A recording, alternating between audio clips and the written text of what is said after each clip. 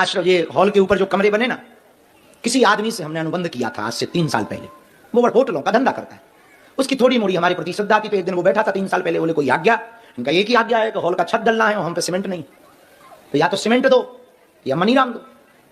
उसने कहा कल बताते हैं। तो वो कल आया दूसरे दिन। उसने कहा कि गुरु बुरा ना मानो, तो एक प्लान है हमारे पास। हमका क्या प्लान है? बोले छत हम डाल देते हैं, पैसा हम लगा देते हैं, लेकिन उसके ऊपर कमरे हम बना लेते हैं। तो हमका वो कमरे क्यों बनाओगे? बोले वो किराए पे चलाएंगे। उस वक्त हालत ऐसी थी, मरता क्या नहीं करता। हमका कौन सा हमें देना किराया, जो रुकेगा वो देगा। अपन ने अनुबंध कर लिया, हो बन गया, छत बन गया, दूसरी मंजिल बन गई। उसने 1 साल किराए पे चलाया। अनुबंध था कि 5 साल तक ये कमरे ऊपर के उसके रहेंगे, हमें जब जरूरत पड़ेगी तो उसका हमको 500 रुपया पर कमरा भरना पड़ेगा, आधे का। 2-3 साल बाद, अभी पिछले 5 महीने पहले हमारा मूड खिसका और हमने उन भाई साहब को फिर बुलाया। बोले आदेश, उनकी आदेश ये है कि ये बताया जाए कि तुम्हारा खर्चा कितना। बोले क्यों?